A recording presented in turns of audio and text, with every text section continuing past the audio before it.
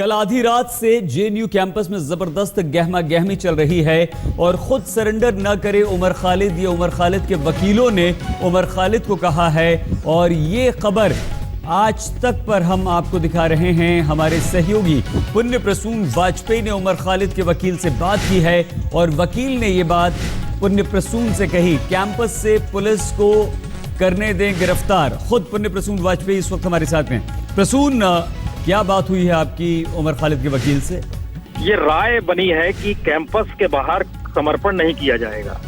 दूसरी राय बनी है कि वीसी के साथ जो बैठक होगी उसमें इस बात का जिक्र किया जाएगा, उमर खालिद या बाकी जो 3-4 लड़के हैं कि वह तो यूनिवर्सिटी में है और चूंकि आवासीय यूनिवर्सिटी है, उनका रहना यही होता है, तो एज ए गार्जियन या तो वीसी या रजिस्ट्रार इस बात को करे कि उनके संरक्षण में ये समर्पण किया जाए, लेकिन कैंपस के भीतर ही किया जाए।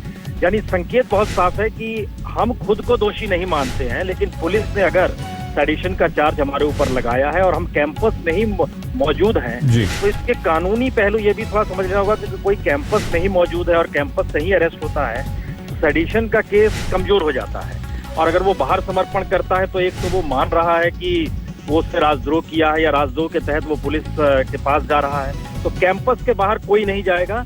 कैंपस के भीतर किस तरीके से समर्पण होता है इसके लिए बातचीत वीसी से होगी और रजिस्ट्रार को या तो बोला जाएगा कि आप अभिभावक के तौर पर रहिए और उसके तहत ही हम समर्पण करेंगे। इसी के इंतजार में पुलिस वहां पर है कि पुलिस का मूवमेंट इसीलिए नहीं हो रहा है कि क्या डिसीजन लिया जाता है जेएनयू एडमिनिस्ट्रेशन के जरिए। तो पुलिस और वीसी के बीच अब जो भी फैसला होगा प्रसून, हम अंदाजा ही लगा सकते हैं अभी कैसे होगी गिरफ्तारी, क्या होगी, क्योंकि पुलिस के लिए एक समस्या ये भी है कि वो यूनिवर्सिटी में जाकर छात्रों के बीच से उमर खालिद को अगर गिरफ्तार करती है तो स्थिति बिगड़ सकती है, तनावपूर्ण हो सकती है। किस तरह के अब रास्ते की हम उम्मीद कर सकते हैं?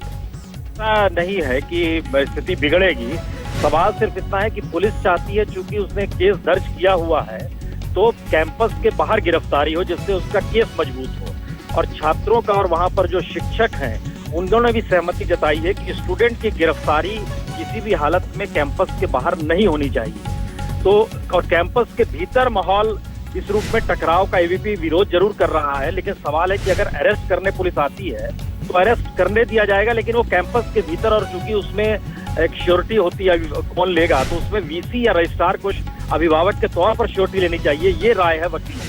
बिहार से जहां आरजेडी ने रेप के आरोपी अपने विधायक राजबल्लभ यादव को पार्टी से निकाल दिया है। राजबल्लभ यादव पर एक नाबालिग से रेप का आरोप है। केस दर्ज होने के बाद से ही फरार चल रहे हैं आरोपी विधायक और अब पार्टी ने